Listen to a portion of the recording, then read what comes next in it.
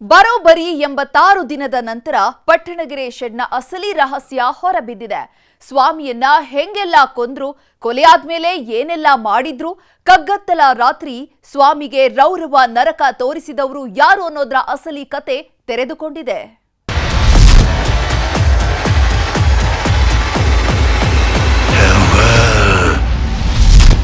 ಪಟ್ಟಣಗೆರೆ ಶೆಡ್ನ ಪರಾಕ್ರಮಿ, ಕಗ್ಗತ್ತಲ ರಾತ್ರಿಯಲ್ಲಿ ರಕ್ತದೋಕುಳಿಯಾಡಿದ ವೀರಬಾಹು, ಸೆಲೆಬ್ರಿಟಿಗಳ ಪಾಲಿನ ಪುಡಾಂಗ್ ಬಾಸ್. ದರ್ಶನ್ ಬಂಧನವಾಗಿ ಇವತ್ತಿಗೆ ಎಕ್ಸಾಕ್ಟ್ 86 ದಿನ. ಇನ್ನೇನು 4 ದಿನ ಕಳೆದ್ರೆ 3 ತಿಂಗಳು ಆಗ್ತಾ ಬರ್ತಿತ್ತು. ಇದೇ ಹೊತ್ತಲ್ಲೇ ಸ್ವಾಮಿ ಕೊಲೆ ಕೇಸ್ನ ಚಾರ್ಜ್ ಶೀಟ್ ಹೊರಬಿದ್ದಿದೆ. ಆರ್ ನಗರ ಗೌಡ್ತಿಗೆ ಕೆಟ್ಟದಾಗಿ ಮೆಸೇಜ್ ಮಾಡ್ತಿದ್ದ ಅನ್ನೋ ಒಂದೇ ಒಂದು ಕಾರಣಕ್ಕೆ ರೌರವ ನರಕ ತೋರಿಸಿದ್ದು ಬಯಲಾಗಿದೆ. ಕೋರ್ಟ್ ಅಂಗಳ ತಲುಪಿರೋ 3991 ಪುಟಗಳ ಚಾರ್ಜ್ ಶೀಟ್ನಲ್ಲಿ ಪಟ್ಟಣಗೆರೆ ಶೆಡ್ನ ರಣ ರಹಸ್ಯ ಬಯಲಾಗಿದೆ.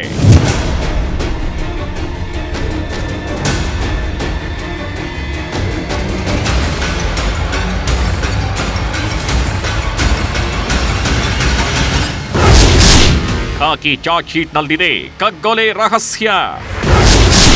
ಒಂದೊಂದು ಹೊಡೆತಕ್ಕೂ ಚಿಮ್ಮುತ್ತಿತ್ತು ಸ್ವಾಮಿ ರಕ್ತ. ಚಾರ್ಜ್ ಶೀಟ್ನಲ್ಲಿ ಪೊಲೀಸರು ಉಲ್ಲೇಖಿಸಿರೋ ಮಾಹಿತಿ ನೋಡ್ತಿದ್ರೇನೆ ಎದೆಯಲ್ದಿ ನಡುಕ ಶುರುವಾಗತ್ತೆ. ಹೀರೋ ಅನ್ನಿಸಿಕೊಂಡವನಲ್ಲೂ ಇಂಥ ಖಳನಾಯಕನಿದ್ದನ ಅನ್ನೋ ಭಯ ಕಾಡ್ತಿದೆ. ಯಾಕಂದ್ರೆ ಸ್ವಾಮಿಗೆ ಬೀಳ್ತಿದ್ದ ಒಂದೊಂದು ಏಟಿಗೆ ರಕ್ತ ಆಳೆತ್ತರಕ್ಕೆ ಚಿಮ್ಮುತ್ತಿತ್ತು. ಮುಖ, ಬಾಯಿ, ಕಣ್ಣು, ಕೈಕಾಲು, ಇಡೀ ದೇಹದಲ್ಲಿ ರಕ್ತ ತೊಟ್ಟಿಕ್ತಿತ್ತು. ಆದ್ರೂ ಕೂಡ ಹಂತಕರ ರಕ್ತದಾಹ ನಿಂತಿರ್ಲಿಲ್ಲ. ಚಾರ್ಜ್ ಶೀಟ್ನಲ್ಲಿ ಉಲ್ಲೇಖಿಸಿರೋ ಒಂದೊಂದು ಘಟನೆಯು ಕಗ್ಗತ್ತಲ ರಾತ್ರಿಯ ಕರಾಳ ಕಥೆಯನ್ನ ಬಿಚ್ಚಿಡ್ತಿದೆ. ದರ್ಶನ್ ಅಂಡ್ ಗ್ಯಾಂಗ್ ಸ್ವಾಮಿ ಮೇಲೆ ಬರೀ ಹಲ್ಲೆ ಮಾಡಿರ್ಲಿಲ್ಲ, ರೌರವ ನರಕ ತೋರಿಸಿ ಕೊಂದಿದ್ರು. 10 ರಿಂದ 14 ಮಂದಿ ಹೊಡಿತಿದ್ರೆ ಒಂದು ಜೀವ ಹೇಗೆ ತಡ್ಕೊಳ್ಳುತ್ತೆ ಹೇಳಿ? ಹಂತಕರು ಹೊಡೆದ ಗೇಟಿಗೆ ಸ್ವಾಮಿಯ ಎದೆ ಎಲುಬು ಸಂಪೂರ್ಣ ಕಟ್ಟಾಗಿತ್ತು. ಹೀಗಾಗಿಯೇ ಶ್ವಾಸಕೋಶಕ್ಕೆ ಪಕ್ಕೆಲುಬು ಚುಚ್ಚುತ್ತಿದ್ದಂತೆಯೇ ಆ ಕ್ಷಣವೇ ಉಸಿರು ಚೆಲ್ಲಿದ್ದ. ಅಷ್ಟೇ ಅಲ್ಲ, ಮೊಣಕಾಲು ಮೂಳೆ ಮುರಿದಿತ್ತು. ಬಲಗಣ್ಣಿಗೆ ಗಂಭೀರ ಗಾಯವಾಗಿತ್ತು. ತಲೆ ಮತ್ತು ಮೆದುಳಲ್ಲಿ ರಕ್ತ ಸೋರಿತ್ತು. ಯಾವಾಗ ಸ್ವಾಮಿ ಉಸಿರು ಚೆಲ್ಲಿದ್ದು ಗೊತ್ತಾಯ್ತು, ಪ್ರಾಣಿಯಂತೆ ಶವವನ್ನ ಎಳೆದೊಯ್ದು ಕಾರಿನ ಡಿಕ್ಕಿಗೆ ಎಸೆದಿದ್ರು. ನರರಾಕ್ಷಸ ಅಟ್ಟಹಾಸದಲ್ಲಿ ದರ್ಶನ್ ಸೇರಿ ಒಟ್ಟು 6 ಆರೋಪಿಗಳ ಬಟ್ಟೆ ಮೇಲೆ ಸ್ವಾಮಿಯ ರಕ್ತ ಚೆಲ್ಲಿತ್ತು. ಇದೆಲ್ಲವನ್ನು ಪೊಲೀಸರು ಚಾರ್ಜ್ ಶೀಟ್ನಲ್ಲಿ ಉಲ್ಲೇಖಿಸಿದ್ದಾರೆ.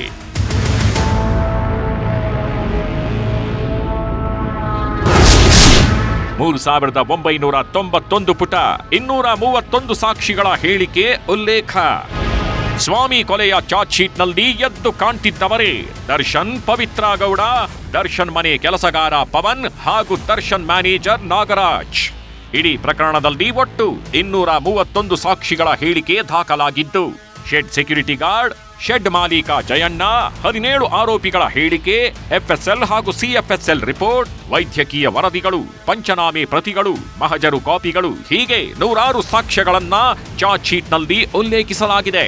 ಹಾಗಾದ್ರೆ ದರ್ಶನ್ಗೆ ಪ್ರಮುಖವಾಗಿ ಕಂಟಕವಾಗೋ ಸಾಕ್ಷ್ಯಗಳು ಯಾವುವು ಅಂತ ನೋಡೋದಾದ್ರೆ, ಮೊದಲನೆಯದು ಶೆಡ್ ಸುತ್ತಮುತ್ತಲಿನ ಸಿಸಿಟಿವಿ ಫುಟೇಜ್ ವರದಿ. ಎರಡನೆಯದು ಕಿಡ್ನಾಪ್ ಶವ ಸಾಗಾಣೆ ಮಾರ್ಗದ ಸಿಸಿಟಿವಿ ದೃಶ್ಯ. ಮೂರನೆಯದು ಶೆಡ್ನಲ್ಲಿ ಪತ್ತೆಯಾದ ಬ್ಲಡ್ ಸ್ಯಾಂಪಲ್ಸ್ ವರದಿ. ನಾಲ್ಕನೆಯದು ದರ್ಶನ್ ಬಟ್ಟೆ ಮೇಲಿನ ರಕ್ತದ ಕಲೆಯ ರಿಪೋರ್ಟ್. ಐದನೆಯದು ಸ್ವಾಮಿ ಮರಣೋತ್ತರ ಪರೀಕ್ಷೆಯ ರಿಪೋರ್ಟ್. ಆರನೆಯದು 17 ಆರೋಪಿಗಳ ಮೊಬೈಲ್ ರಿಟ್ರೀವ್ ಮಾಹಿತಿ. ಏಳನೆಯದು ದರ್ಶನ್ ಪವಿತ್ರ ಮನೆಯ ಸಿಸಿಟಿವಿ ರಿಪೋರ್ಟ್. ಎಂಟನೆಯದು 17 ಆರೋಪಿಗಳು ಬಳಸಿದ್ದ ವಾಹನಗಳು. 9ನೆಯದು ಆರೋಪಿಗಳ ಮೊಬೈಲ್ ಟವರ್ ಲೊಕೇಶನ್. 10ನೆಯದು ಮಹಜರು ಮಾಡಿದ ಸ್ಥಳಗಳ ಸಂಪೂರ್ಣ ವರದಿ. 11ನೆಯದು ಕೇಸ್ನ 17 ಆರೋಪಿಗಳ ಸ್ವಇಚ್ಛಾ ಹೇಳಿಕೆಗಳು. 12ನೆಯದು ಆರೋಪಿಗಳ ಕುಟುಂಬದವರು ನೀಡಿದ ಹೇಳಿಕೆಗಳು. 13ನೆಯದು ಕೊಲೆ ನಡೆದ ಸ್ಥಳದಲ್ಲಿದ್ದ ಪ್ರತ್ಯಕ್ಷದರ್ಶಿಗಳ ಹೇಳಿಕೆ. 14ನೆಯದು ಪ್ರತ್ಯಕ್ಷ ಪರೋಕ್ಷವಾಗಿ ಕಂಡುಬಂದ ಸಾಕ್ಷಿಗಳು.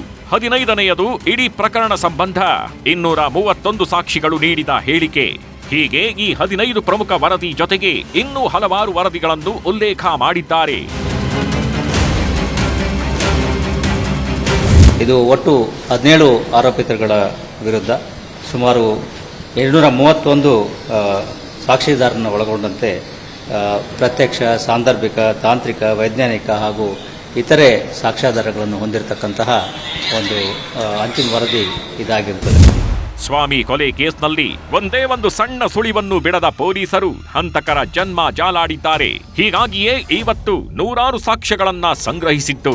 ಹಾಗಾದ್ರೆ ದರ್ಶನ್ ವಿರುದ್ಧದ ಚಾರ್ಜ್ ಶೀಟ್ನಲ್ಲಿ ಏನೆಲ್ಲ ಉಲ್ಲೇಖಿಸಲಾಗಿದೆ ಅಂತ ನೋಡೋದಾದ್ರೆ 17 ಆರೋಪಿಗಳು, 3991 ಪುಟಗಳು, 7 ಸಂಪುಟಗಳು, 10 ಕಡತಗಳು, 3 ಪ್ರತ್ಯಕ್ಷ ಸಾಕ್ಷಿಗಳು, 8 FSL, CFSL ವರದಿಗಳು, 27 ಜನರಿಂದ CRPC 164, 161 ಹೇಳಿಕೆ, 59 ಪಂಚನಾಮೆ, 8 ಸರಕಾರಿ ಅಧಿಕಾರಿಗಳ ಹೇಳಿಕೆ, 56 ಪೊಲೀಸರ ಹೇಳಿಕೆ ಸೇರಿದಂತೆ ಒಟ್ಟು 231 ಸಾಕ್ಷಿದಾರರ ಬಳಿ ಮಾಹಿತಿ ಕಲೆ ಹಾಕಿದ್ದಾರೆ.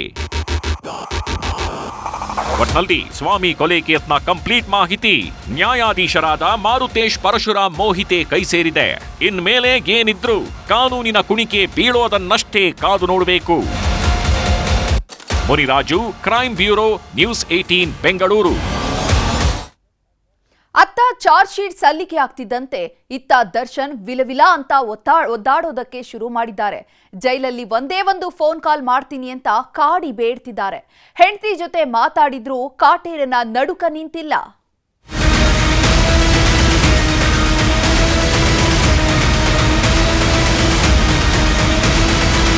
ಕುಂತ್ರೂ ನೆಮ್ಮದಿ ಇಲ್ಲ, ನಿಂತ್ರೂ ನೆಮ್ಮದಿ ಇಲ್ಲ, ಕ್ಷಣ ಕ್ಷಣಕ್ಕೂ ಆತಂಕ. ಹೊರಗಡೆ ಏನಾಗ್ತಿದೆಯೋ, ಚಾರ್ಜ್ ಶೀಟ್ನಲ್ಲಿ ಏನೆಲ್ಲ ಬಯಲಾಗಿದೆಯೋ, ಮುಂದೆ ಇನ್ನೇನು ಕಾದಿದೆಯೋ, ಇದೇ ಆತಂಕದಲ್ಲೇ ದರ್ಶನ್ ವಿಲವಿಲ ಅಂತ ಒದ್ದಾಡುತ್ತಿದ್ದಾರೆ.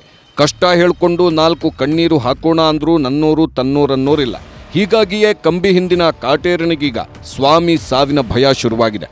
ಕಣ್ಣು ಮುಚ್ಚಿದಾಗಲೆಲ್ಲ ಶೆಡ್ನ ಕರಾಳ ಚಿತ್ರಣವೇ ಕಣ್ಮುಂದೆ ಬರುವುದಕ್ಕೆ ಶುರುವಾಗಿದೆ.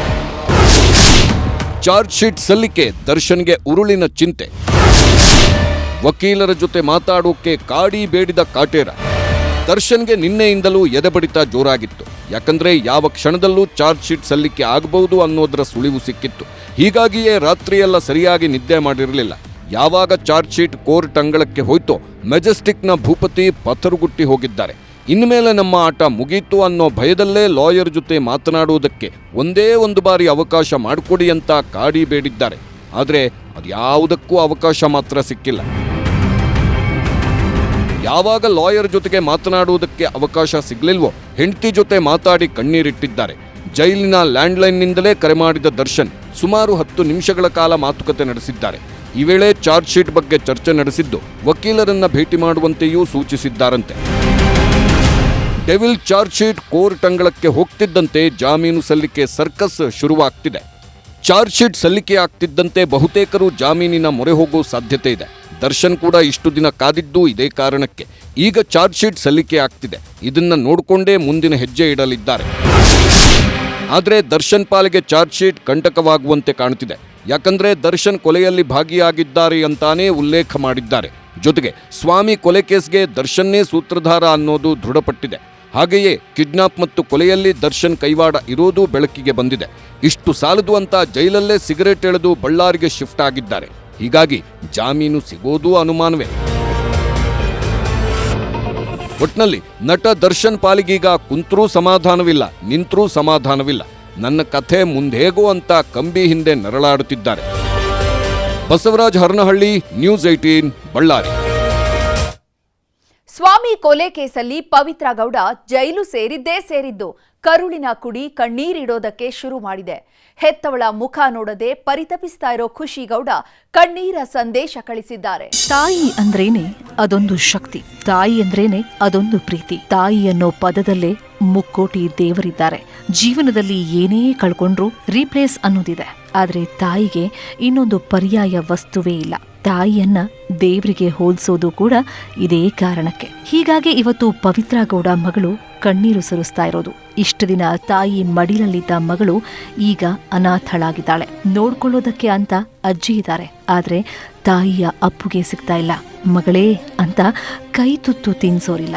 ಮನೆಯಲ್ಲಿ ಮಗಳು ಕಣ್ಣೀರಿಡ್ತಾ ಇದ್ರೆ ಜೈಲಲ್ಲಿ ತಾಯಿ ಕರುಳು ವಿಲವಿಲ ಒದ್ದಾಡ್ತಾ ಇದೆ. ಹೆತ್ತವಳ ನೆನೆದು ಖುಷಿಗೌಡ ಭಾವುಕ ಪೋಸ್ಟ್. ಮಿಸ್ ಯು ಅಮ್ಮ, ಮಗಳ ಕಣ್ಣೀರ ಸಂದೇಶ. ಸ್ವಾಮಿ ಕೊಲೆ ಕೇಸಲ್ಲಿ ಜೈಲು ಸೇರಿರೋ ಪವಿತ್ರ ಗೌಡ ಅಪರಾಧಿಯೋ ನಿರಪರಾಧಿಯೋ ಅನ್ನೋದನ್ನ ಕೋರ್ಟ್ ತೀರ್ಮಾನ ಮಾಡುತ್ತೆ. ಆದ್ರೆ ಈಗ ವಿಷಯ ಅದಲ್ಲ, ತಾಯಿ ಮಗಳ ಕಣ್ಣೀರ ಕಥೆ. ಪವಿತ್ರ ಗೌಡ ಜೈಲು ಸೇರಿ 86 ದಿನಗಳೇ ಆಯಿತು. ಈ 2.5 ತಿಂಗಳಲ್ಲಿ ಹೆತ್ತವಳ ಮುಖ ನೋಡಿದ್ದು ಬರೀ 2 ಬಾರಿ ಮಾತ್ರ. ಇಷ್ಟು ವರ್ಷಗಳಲ್ಲಿ ಖುಷಿಗೌಡ ತಾಯಿಯನ್ನ ಇಷ್ಟು ದಿನ ಬಿಟ್ಟಿದ್ದೇ ಇಲ್ಲ. ಈಗ ಏಕಾಏಕಿ ಗೂಡು ತೊರೆದ ಹಕ್ಕಿಯಂತಾಗಿದ್ದಾರೆ. ಇದೇ ನೋವಲ್ಲೇ ತಾಯಿಗೊಂದು ಕಣ್ಣೀರ ಸಂದೇಶ ಕಳಿಸಿದ್ದಾರೆ. ನಮ್ಮ ಪ್ರತಿ ಕಷ್ಟದ ಸ್ಥಿತಿಯಲ್ಲೂ ನೀನು ನನ್ನೊಂದಿಗೆ ಇರ್ತಾ ಇದ್ದೆ. ನಿನ್ನನ್ನ ಪಡೆಯೋಕೆ ನಾನು ಅದೃಷ್ಟ ಮಾಡಿದ್ದೆ. ಮಿಸ್ ಯು ಅಮ್ಮ ಅಂತ ಸೋಷಿಯಲ್ ಮೀಡಿಯಾದಲ್ಲಿ ಪೋಸ್ಟ್ ಹಾಕಿದ್ದಾರೆ. ಖುಷಿಗೆ ತಾಯಿ ಆತಂಕ, ಗೌಡ್ತಿಗೆ ಚಾರ್ಜ್ ಶೀಟ್ ಕಂಟಕ.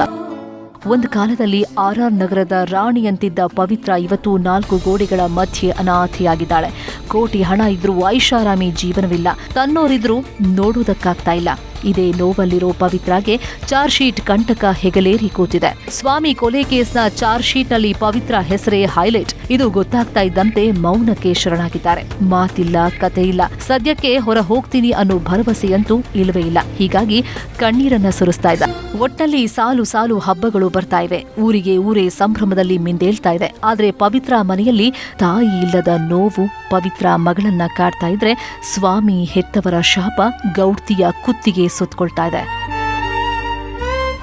Bureau report, news 18. ಹೇಮಾ ವರದಿ ಬಾಲಿವುಡ್ನಲ್ಲಿ ಸುನಾಮಿಯನ್ನೇ ಸೃಷ್ಟಿಸಿದೆ. ಇದೀಗ ಅದರ ಎಫೆಕ್ಟ್ ಕನ್ನಡ ಚಿತ್ರರಂಗದಲ್ಲೂ ಸಂಚಲನ ಸೃಷ್ಟಿಸಿದೆ. ಸ್ಯಾಂಡಲ್ವುಡ್ನಲ್ಲೂ ಕೂಡ ಲೈಂಗಿಕ ಶೋಷಣೆ ಇದೆ. ಕೇರಳ ರೀತಿ ನಮ್ಮಲ್ಲೂ ಕಮಿಟಿ ಮಾಡಿ ಅನ್ನೋ ಕೂಗು ಕೇಳಿ ಬಂದಿದೆ. ಸ್ಯಾಂಡಲ್ವುಡ್ನಲ್ಲಿ ಮತ್ತೆ ಮೀಟು ಬಿರುಗಾಳಿ.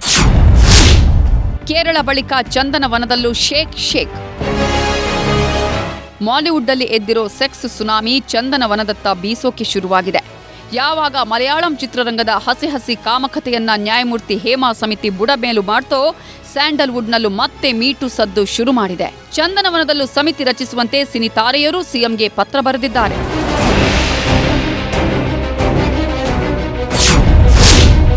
Film industry for rights and equality ಸಂಸ್ಥೆ ಸಿಎಂಗೆ ಪತ್ರ ಬರೆದಿದ್ದು, ಸ್ಯಾಂಡಲ್ವುಡ್ನಲ್ಲೂ ಲೈಂಗಿಕ ಕಿರುಕುಳ ಪ್ರಕರಣಗಳು ನಡೀತಿವೆ. ಹೀಗಾಗಿ ಕೇರಳದ ಹೇಮಾ ಸಮಿತಿ ರೀತಿ ಇಲ್ಲೂ ಸಮಿತಿ ರಚಿಸಿ ಮಹಿಳೆಯರ ಮೇಲಿನ ದೌರ್ಜನ್ಯದ ಅಧ್ಯಯನ ನಡೆಸಬೇಕು. ಮಹಿಳೆಯರು ಧೈರ್ಯವಾಗಿ ಕೆಲಸ ಮಾಡುವ ವಾತಾವರಣ ನಿರ್ಮಾಣವಾಗಬೇಕು. ಸುಪ್ರೀಂ ಕೋರ್ಟ್ ಅಥವಾ ಹೈಕೋರ್ಟ್ನ ನಿವೃತ್ತ ನ್ಯಾಯಮೂರ್ತಿಗಳ ನೇತೃತ್ವದಲ್ಲಿ ಸಮಿತಿ ರಚಿಸಿ 3 ತಿಂಗಳೊಳಗೆ ವರದಿ ನೀಡುವಂತೆ ಸಮಿತಿಗೆ ಸೂಚಿಸಿ. ಅಲ್ಲದೆ ಸಮಿತಿಯ ವರದಿ ಜನರಿಗೆ ಗೊತ್ತಾಗುವಂತೆ ಬಹಿರಂಗಪಡಿಸಿ ಅಂತ 153 ಮಂದಿ ಮನವಿ ಮಾಡಿದ್ದಾರೆ. ಎಲ್ಲ ಕಡೆನೂ ಅಷ್ಟೇ. ನೀವು ಬಲ್ಲಾಢ್ಯರೇ ಆಕ್ಚುಲ್ ಆಗಿ ನಿರ್ಧರಿಸ್ತಾ ಇರ್ತಾರಲ್ಲ ಚಿತ್ರರಂಗ ಏನಾಗಬೇಕು ಅಥವಾ ಯಾವುದೋ ರಂಗ ಏನಾಗಬೇಕು ಅಂತ. ಯಾಕಂದರೆ ಅವ್ರ ಕೈಯಲ್ಲಿ ಇರುತ್ತೆ, ಅವ್ರ ಕೈಯಲ್ಲೇ ಮಾರ್ಕೆಟ್ ಇರುತ್ತೆ, ಅವ್ರ ಕೈಯಲ್ಲೇ ವ್ಯಾಪಾರ ಎಲ್ಲವೂ ಅವ್ರ ಕೈಯಲ್ಲೇ ಇರುತ್ತಲ್ಲ, ಅವರೇ ಕೆಲಸ ಕೊಡುವಂಥವ್ರಾಗಿರುತ್ತೆ. ಇವತ್ತು ಮೀಟೂನಲ್ಲಿ ಮಾತಾಡಿದವರೆಲ್ಲ ಏನಾಗಿದ್ದಾರೆ, ಅವ್ರಿಗೆ ಎಷ್ಟು ಕೆಲಸ ಇದೆ, ಕೆಲಸ ಇದೆಯಾ ಇಲ್ವಾ ಎಲ್ರಿಗೂ ಗೊತ್ತು. ಜೊತೆಗೆ ಅದರಲ್ಲಿ ಯಾರ ಹೆಸರುಗಳು ಬಂತು, ಯಾರು ತಪ್ಪಿತಸ್ಥರಿದ್ರು ಅವರೆಲ್ಲ ಏನಾಗಿದ್ದಾರೆ ಅಂತಲೂ ಗೊತ್ತು. ಅಂಡ್ ನಮ್ಮೆಲ್ಲರದು ಧ್ಯೇಯ ಒಂದೇ, ಒಂದು ಆಗ್ರಹ ನಿಮಗೆ ಗೊತ್ತಿರೋ ಹಾಗೆ ಒಬ್ರು ರಿಟೈರ್ಡ್ ಜಡ್ಜ್ ನಮ್ಗೆ ಬೇಕು ಅಂತ. ಬಿಕಾಸ್ ಆವಾಗ ನಮ್ಗೆ ಒಂದು ಅನ್ಬಯಾಸ್ಡ್ ಆಗಿರೋವಂತಹ ಒಂದು ಇಂಪಾರ್ಷಿಯಲ್ ಆಗಿರೋವಂತಹ ಒಂದು ತನಿಖೆ ನಡಿಬೇಕು ಅನ್ನೋದು. And second one of course investigation ನಡೀಲಿ ಅನ್ನೋದು. ಸೊ ಜೊತೆಗೆ ಇನ್ವೆಸ್ಟಿಗೇಷನ್ ನಡೆದ್ಮೇಲೆ ಯಾವ ರೀತಿಲಿ ನಾವು ಸೇಫ್ ಆಗಿ ಇರ್ಬೋದು. ಚಿತ್ರರಂಗದಲ್ಲಿ ಸಿನಿಮಾನ ದೊಡ್ಡ ಮಟ್ಟಕ್ಕೆ ಮಾದರಿ ಇಟ್ಕೊಂಡಿರೋ ಸಮಾಜದಲ್ಲಿ ನಮಗೆ ಈ ವ್ಯವಸ್ಥೆನ ಸುಧಾರಣೆ ಮಾಡಿ ಈ ವ್ಯವಸ್ಥೆನ ಕ್ಲೆನ್ಸ್ ಮಾಡೋ ವ್ಯವಸ್ಥೆ ಭಾಳ ಒಳ್ಳೆಯ ಬೆಳವಣಿಗೆ. ನಾವೇ ನಿಜವಾಗ್ಲೂ ಒಂದು ಉತ್ತಮ ಚಿತ್ರರಂಗದ ಪರವಾಗಿ ನಿಂತಿದ್ದೀವಿ ಅಂತ ಹೆಮ್ಮೆಯಿಂದ ಹೇಳ್ತೀನಿ. ಒಟ್ನಲ್ಲಿ ಹೇಮಾ ವರದಿ ನಂತರ ಕನ್ನಡ ಚಿತ್ರರಂಗದಲ್ಲಿ ಲೈಂಗಿಕ ಶೋಷಣೆ ವಿರುದ್ಧ ಧ್ವನಿ ಎದ್ದಿದ್ದು, ಈ ಧ್ವನಿಗೆ ಸರ್ಕಾರ ಮನ್ನಣೆ ಕೊಟ್ಟು ಕಮಿಟಿ ರಚನೆ ಆದ್ರೆ ಕನ್ನಡ ಚಿತ್ರರಂಗದಲ್ಲಿನ ಲೈಂಗಿಕ ಶೋಷಣೆ ಇದೆಯಾ ಇಲ್ವಾ ಅನ್ನುವ ಕಟು ಸತ್ಯ ಹೊರಬೀಳಲಿದೆ. Satish Kanakapura, film bureau, news 18. ಅವರಿಬ್ರು ಮದುವೆ ಆಗೋದಕ್ಕೂ ಮೊದಲು ಜಾತಿ ಅಡ್ಡ ಬಂದಿರಲಿಲ್ಲ. ಹುಡುಗನ ಮನೆಯವರು ಕೂಡ ಕಿರಿಕ್ ಮಾಡಿರಲಿಲ್ಲ. ಸೊಸೆ ಮನೆಗೆ ಬರ್ತಿದ್ದಂತೆ ನರ ರಾಕ್ಷಸರಾಗಿದ್ದಾರೆ. ಮನೆಯಿಂದ ಹೊರಗಿಟ್ಟಿದ್ದ ಪಾಪಿಗಳು ಅಮಾಯಕಿಯ ಜೀವವನ್ನೇ ತೆಗೆದಿದ್ದಾರೆ. ನಾವು ಮಾದಿಗರು, ಅವರಿದ್ರು ನಾಯಕರು. ಬೇರೆ ಬೇರೆ ಮಾಡಿ ಎಲ್ಲ ಕಿರುಕುಳ ಕೊಟ್ಟು ಎಲ್ಲ ಸಾಯಿಸ್ಬಿಟ್ರು ಸರ್ ಬಡ್ದು.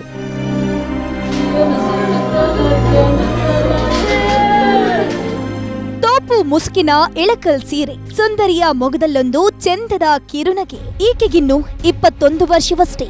ಬಡತನದಲ್ಲಿ ಅರಳಿದ ಈ ಮಗಳಿಗೆ ಪ್ರೀತಿಯೇ ಪಾಶವಾಗಿ ಕಾಡಿದೆ. ಬದುಕಿ ಬಾಳ್ಬೇಕಿದ್ದವಳು ನರಳಿ ನರಳಿ ಪ್ರಾಣ ಬಿಟ್ಟಿದ್ದಾಳೆ. 7 ಜನ್ಮಕ್ಕೂ ನಿನ್ನ ಜೊತೆಗಿರ್ತೀನಿ ಅಂದವ ಅರ್ಧದಲ್ಲೇ ಆಟ ಮುಗಿಸಿದ್ದಾನೆ. ಸೊಸೆಗೆ ತೋರಿಸ್ತಿದ್ರು ನಿತ್ಯ ನರಕ. ಜಾತಿಯ ಜಿದ್ದು ನಡೆಯಿತ ಮರ್ಯಾದ ಹತ್ಯೆ. ಈಕೆಯ ಹೆಸರು ಮರಿಯಮ್ಮ. ಮಾದಿಗ ಜನಾಂಗಕ್ಕೆ ಸೇರಿದಂತಹ ಹೆಣ್ಣು ಮಗಳು ಈಕೆ. ನೋಡೋದಕ್ಕೆ ತುಂಬಾನೇ ಲಕ್ಷಣವಾಗಿದ್ರು. ಈಕೆಯ ಸೌಂದರ್ಯಕ್ಕೆ ಮನಸೋತವನೇ ಹನುಮಯ್ಯ ಕಟಾಳಿ. ಈತ ನಾಯಕ ಸಮುದಾಯದವನು. ಇವರಿಬ್ರು ಪ್ರೀತಿಸುವಾಗ ಯಾವುದೇ ರೀತಿಯ ಜಾತಿ ಅಡ್ಡ ಬಂದಿರಲಿಲ್ಲ. ಈ ವಿಷಯ ಗೊತ್ತಾಗ್ತಿದ್ದಂತೆ 2 ಮನೆಯವರು ಒಪ್ಕೊಂಡು ಮದುವೆಯನ್ನ ಮಾಡಿಸಿದ್ರು. ಆದ್ರೆ ಮನೆಗೆ ಬಂದ ಸೊಸೆಯನ್ನ ಒಂದೇ ಒಂದು ದಿನವೂ ಹೊಸ್ತಿಲು ದಾಟೋದಕ್ಕೆ ಬಿಟ್ಟಿರ್ಲಿಲ್ಲ. ಜಾತಿಯ ಹೆಸರಲ್ಲಿ ಕೊಡಬಾರದ ಕಷ್ಟವನ್ನ ಕೊಡ್ತಿದ್ರಂತೆ.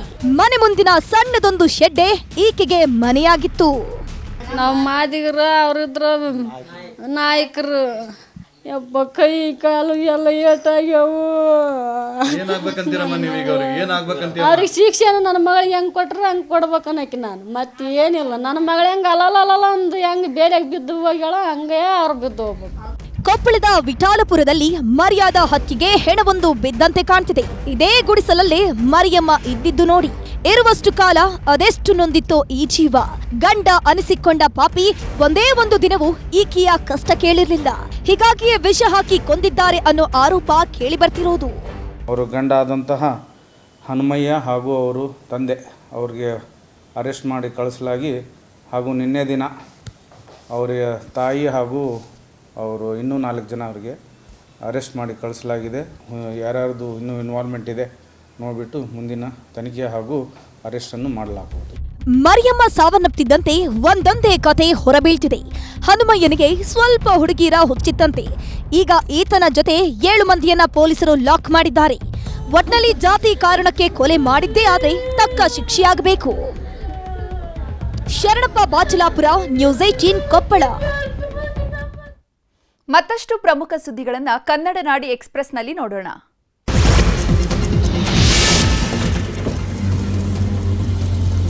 ಚಿಕ್ಕಮಗಳೂರಿನ ಬಾಳೂರಿನಲ್ಲಿ ಪರಿಸರ ಸೂಕ್ಷ್ಮ ಪ್ರದೇಶದಲ್ಲಿ ಆಫ್ ರೋಡ್ ರ್ಯಾಲಿಯ ಸದ್ದಿಗೆ ಕಾಡಾನೆಗಳು ಊರಿಗೆ ನುಗ್ಗುವ ಆತಂಕ. ಆಯೋಜಕರ ವಿರುದ್ಧ ಕ್ರಮ ಕೈಗೊಳ್ಳುವಂತೆ ಸ್ಥಳೀಯರ ಒತ್ತಾಯ. ಮೊದಲನೇದಾಗಿ ಬೈರಾಪುರ ಪ್ರದೇಶ ಏನಿದೆ ತುಂಬಾ ಸೂಕ್ಷ್ಮ ಪ್ರದೇಶ, ಆನೆ ಕಾರಿಡಾರ್ ಇರುವಂತ ಪ್ರದೇಶ. ಈಗ ಆಲ್ರೆಡಿ ಅಲ್ಲಿ ಆನೆ ಹಾವಳಿಯಿಂದ ಅಲ್ಲಿ ಜನ ತತ್ತರಿಸಿ ಹೋಗ್ತಿದ್ದಾರೆ. ಈಗ ಆಲ್ರೆಡಿ ಸುಮಾರು ಜನನ ಸಾಯಿಸಿದೆ, ಅಟ್ಯಾಕ್ ಮಾಡಿದೆ, ಈ ಥರದ್ದೆಲ್ಲ ಪ್ರಾಬ್ಲಮ್ಸ್ ಇದೆ. ಇಂಥ ಜಾಗದಲ್ಲಿ, ಇಂಥ ಸೂಕ್ಷ್ಮ ಪ್ರದೇಶದಲ್ಲಿ ಅನುಮತಿ ತಗೊಳ್ಳದೇ ಇವರು ಹೆಂಗೆ ರ್ಯಾಲಿ ನಡೆಸ್ತಾರೆ? ಇದ್ರ ಅಧಿಕಾರಿಗಳು ಈ ವಿಷಯದಲ್ಲಿ ಸುಮ್ಮನಿದ್ದಾರೆ.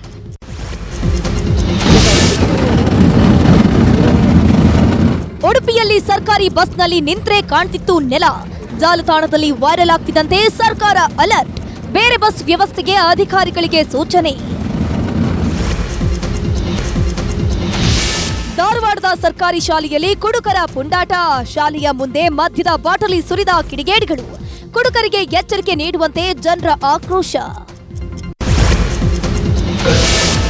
ಬೇಡಿಕೆಗಳ ಈಡೇರಿಕೆಗಾಗಿ ಬೀದಿ ಬದಿ ವ್ಯಾಪಾರಿಗಳ ಧರಣಿ. ದಾವಣಗೆರೆ ಮಹಾನಗರ ಪಾಲಿಕೆಯ ಮುಂದೆ ಪ್ರತಿಭಟನೆ. ಕಲ್ಯಾಣ ಮಂಡಳಿ ನಿಧಿ ಹೆಚ್ಚಿಸುವಂತೆ ಒತ್ತಾಯ.